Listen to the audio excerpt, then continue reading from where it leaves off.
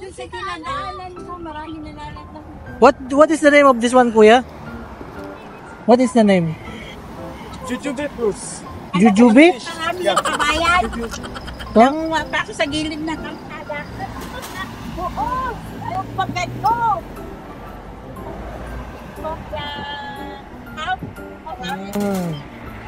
How much kilo, kuya? 2 dinar, bro. 2 dinar? Yeah. Oh, enough that one, kuya. How much that one? 500 fruits. Okay.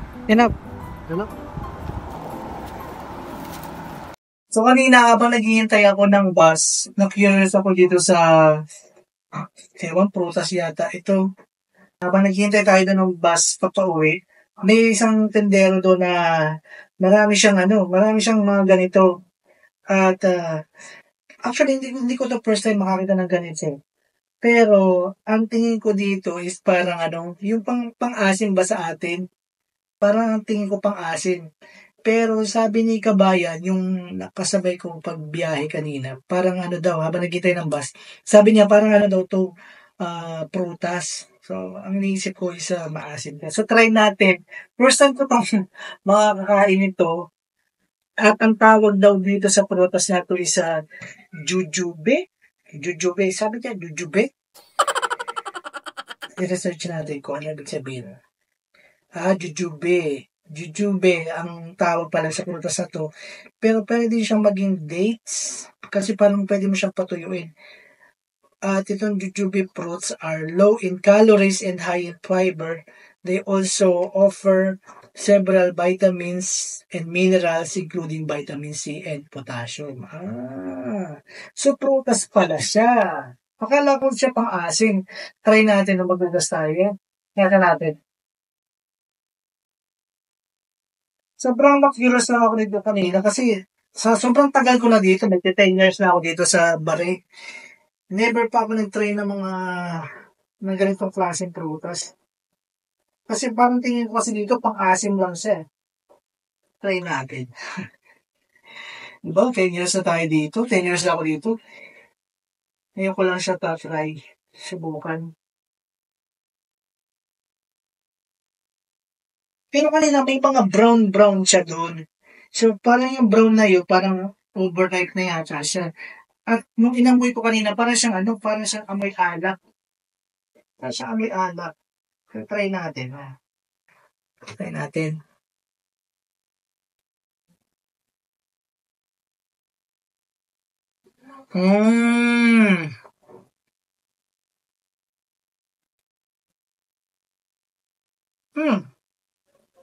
Ang lasa niya, para siyang parang kumain ka ng peras.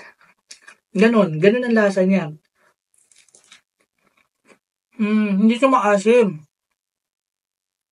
Parang kumain ng peras na parang singkamas. Ganon. Diba? Kaya ko pang asim lang.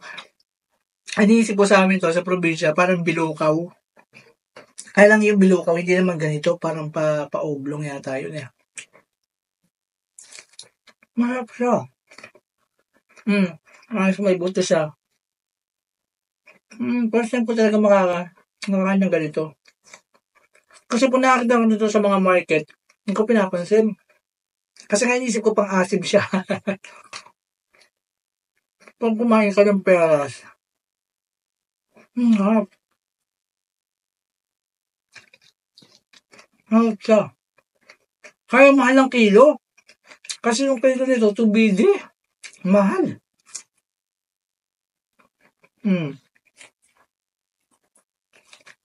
Mahal ng kilo niya. Try pa tayo isa.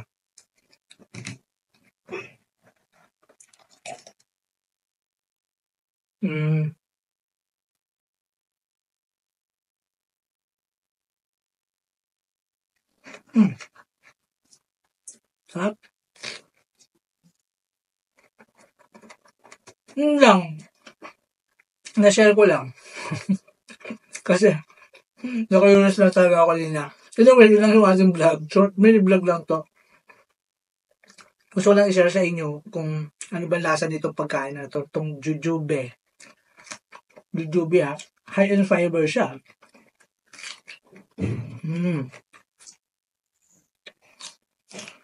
Ha?